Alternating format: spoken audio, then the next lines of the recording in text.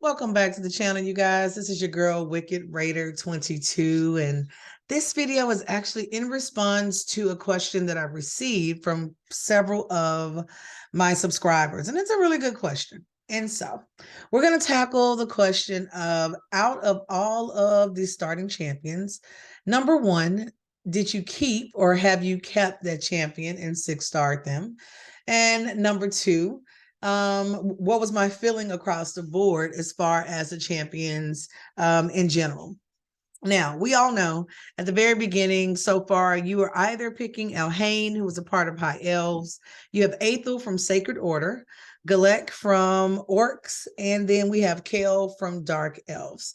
And each of these champions will actually give you a different feel. So I'm going to go in the order that I've had experience with these champions. Yes, I have accounts, and I've started all of those accounts with different champions on purpose. This was actually one of the first reasons that I knew I would run a minimum of 4 accounts up front. I wanted to know, what it was like and how it would change my gameplay based on the champion I selected. My first account, probably like the majority of us, I selected Kale.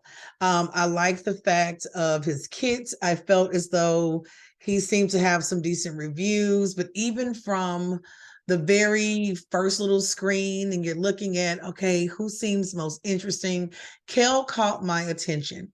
Now, we all know his kit. He is an attack-based champion. He does come with a poison debuff, which is appreciated. On that second skill, he is attacking all enemies, which I love. The fact that it does have a little turn meter boost in there for your other little allies that are involved is pretty nice. The skill 3, where he attacks 4 times at random, has been a lifesaver in so many different occasions. And of course, he has the ability, or he has an aura that increases ally HP in all battles by 15%. Hands down, Kale was my most well-rounded champion. He also scaled to 6-star extremely well. On my initial account where I pulled Kale, I will be honest, I would have kept him, and I think I did. I can't remember, but I have actually, I know, the cringes are gonna start. I've actually used Kale as food before. I know, y'all don't get on me, but I was really trying to power up a champion in particular, and it was like, yeah, I had gotten to the point. There are other champions that do what Kale does a little bit better. He is great to have on a team. If you are just starting out, I promise you, to select this champion will not leave you disappointed. Hands down, absolutely not disappointed. But there are some instances where you will garner better damage dealers. You will have those that are better at poison. I'm thinking about like Countess Lix, for example. I like the way that even Belor kind of handles it. I have another champion. I'm trying to think of who it is. They can actually put poisons on more than one, more than one enemy at a time, which is always helpful as well. And the percentage of landing that attack is higher than Kale. But Kale is one that is extremely well built. He will scale pretty well, especially early and mid game. There are some people that still use him late game. He's important in Doom Tower. Don't forget, a lot of your rare champions will be necessary. They are requirements when it comes to Doom Tower. And so until you are able to kind of replace his skill base across the board, Kale can certainly be one that's going to remain top tier for you. These reviews are so amazingly accurate across the board, solid champion. On the account that I did use him as food, I will admit, when I pull him from a shard again, I did keep him. I would love to get Dark Kale, but of course, you've got to go through some things to acquire that particular form of this champion. But this guy is worth it. One that I would invest, even if I go back into blessings, he will be first on my list to hold on to build, and to just see how creative I could get with him. So if I had to rank him, Kale would still be my number one champion across the board. All right, now let's move into the second champion that I started an account with. So we're gonna head over to High Elves. You guys are gonna notice I love my elves. I really do. Now, Elhain. Elhain is another champion on the opposite side. She is probably the second most popular starter champion. Elhain can be extremely solid, especially when it comes to campaign. This young lady can solo several layers, several stages within campaign. I did like her kit. She is attack based as well. She attacks one enemy on their first shot, which is not uncommon. She will attack one enemy and then all enemies with that second attack, and can increase the crit rate. Third one, Valley of Death. Chef's kiss on this particular skill, because Valley of Death is where a lot of the difference is going to be made when it comes to this particular champion. Having her fully booked out is certainly worth it. The amount of damage that she can do as you are moving through keeps and dungeons, even her performance as far as within arena is kind of nice. Her speed at 107 is extremely helpful. She pairs well with champions such as Marquez, as Diabolus. I've done some really great work. I have worked with her on teams with Eris in certain situations. So Bon Boyer is another one. Elhain is pretty solid. Her aura gives you that little extra 15% boost of HP in all battles. When it comes to Elhain, I can say this. Champion wise, I like Dark Elhain better. When you acquire her through login, if I had to pick between the two, Dark Elhain would be my number one girl. If you were able to get the gear that's necessary, you will notice the difference in having your Elhain fully mastered and with some pretty good either reflex gear. I run her in perception. I have ran her with every piece of gear, including attack and speed if possible. There's one more set. It's either regen or maybe even a toxic set. I've run her a couple of different ways. Elhain will scale for you pretty well. It's not until my account probably hit level 35 to 40 where I started getting champions that could do what she does a little bit better. One of the things that will push you to keep Elhain and to definitely 6-star her, it is much easier to book a rare champion than it is an epic or a legendary champion. Hands down, when we're comparing it to legendary, she does do a nice amount of damage. She's not the hardest champion to keep alive as well, even though her defense is hitting at 837, but by far her speed comes into play. So I highly recommend. I would probably put, honestly, probably a few weeks ago, I would have made Elhain my second favorite starter champion, but I don't know. I don't know. She may be a third for me. She may be a number 3. And I promise you that shocks me probably as much as it shocks you, but we'll give it to her. Very good champion, very good, solid champion. Definitely has some versatility and can certainly be worth it. The third starter champion that I pulled and wanted to work with, of course, was Aethel.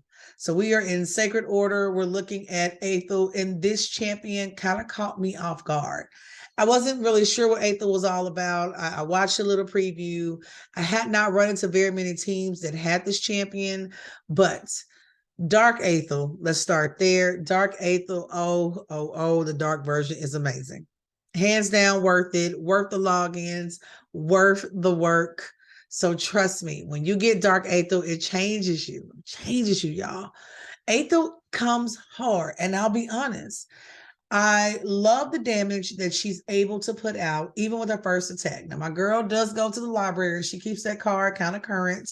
But again, she is a rare champion. It's not hard to book her out. You will pull dupes of her as you're going through your shards, which is always helpful, especially since you do have that small chance of getting a dupe from your mystery shards of her.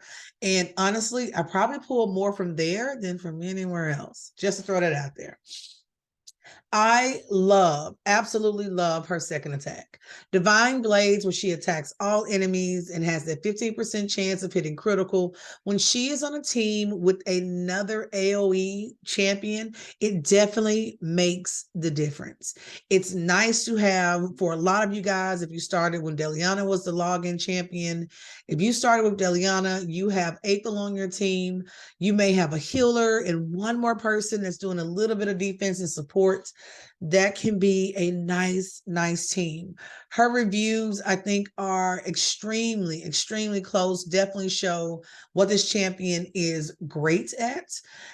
You can move early game, mid game easily with her through campaign and keeps. She's a keeper. There are areas in Doom Tower, especially in those rare rooms. She's throwing out the damage that is needed. And by then, you should have acquired a pretty good support champion as well. So Aethel, she's going to come in a strong, I don't think I'm going to have a number 4. It's kind of hard. If I had to pick between her and Elhain, ooh, honestly, I may pick Aethel, but the difference is I run them on 2 different accounts, and keep in mind, I have surrounded them with different champions. So that can be the biggest reason why it's kind of hard when you're putting all these champions together, is because I'm thinking about the other champions on those particular accounts are so different on purpose. I push myself to not just have War Priest and Sniper and Griner, and I want to have different champions on every account to get a different experience. She is a easy champion to support by far, but Aethel definitely hits for me. The fact that she comes back with the increased attack, the increased defense, and she has an aura for that 15%, much like Elhain. I think Aethel would definitely rock in as my solid number 2. Solid number 2. You let me guys, please let me know in the comments how you feel, and of course who rocked out the hardest for you so far. Last but not least, we head to the Orcs tribe. Orcs and Ogryn tribes and dwarves are probably the top 3 tribes that are hardest for me to pull good quality champions from. So, of course, Galek was the last champion that I created an account for. He's the one that I've worked with the least amount of time. I didn't think I would be very impressed with him. I knew he would come in strong, only because in early arena you see him so often, which is so nice. But I'll be honest, oh my gosh, Galek has spec. This boy gets in there like speed is 103. It's not hard to keep him alive. His HP is not bad at 13,000, 1,200 on the attack. Crit damage rate, guys, he's sitting, his little 57%, he is coming with it. When I tell you, your boy can throw out some damage like no return. I know that there's another version of him, which I can't wait to get my hands on, but by far, Galek has been one of the most surprising rare champions that I have pulled in this game.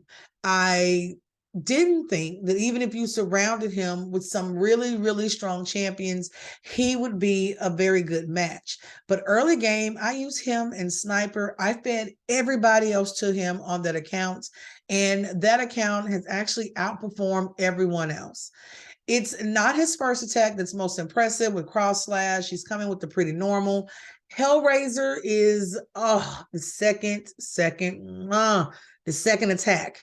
It's pretty nice. Attacks all enemies. It does have that 15% chance, like everyone else, of being critical. The increased speed is actually nice, especially for a rare champion that's easy to book out. I can take it from a 30 all the way up to a 55% chance for placing that increased speed, which is always, I can increase damage. 25% based on his level, which it's not hard to actually gear out this champion. And then you still have that 30% chance of placing that increased speed buff, which he does really well. On that third attack, he's attacking 4 times at random. But the good thing is you are also going to have that decreased defense. And based on the situation, this can be a nice one. Doesn't require a huge number of books. He is throwing out quite the damage. And then, like everyone else, has that aura of 15%. These numbers, completely agree. Completely agree. And I know that this is going to be a big one. And I'll be honest, I can't believe I am actually even saying this, but Galect would actually be a tie for second place for me. He is a strong second place finisher for me. I do not know mid-game how he's going to scale. I don't know, late game. I cannot tell you that. I've only made it to level 58 on my oldest account so far. And on that account, I think I just pulled him.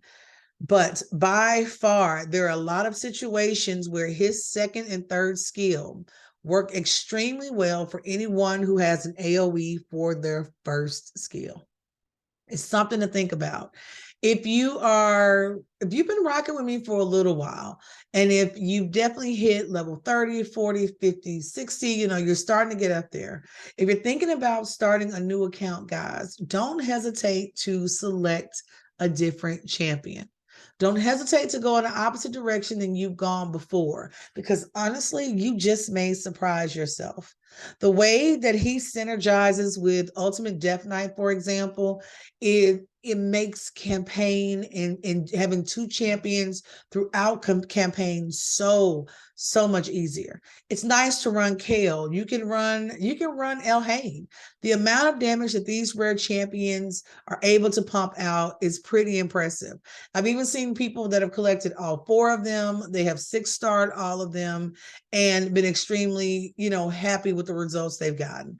I would 6-star this champion, hands down. It is worth it all the way through.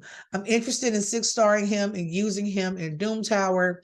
Once the account I have him on is able to kind of move through those levels, and I'll definitely keep you guys posted. Let me know who your starter champion was. If you have more than one account and if you went with someone different, do a little comparison, or let me know who you would like for me to dive a little bit deeper into. If you have made it through this long, don't forget to subscribe if you have not.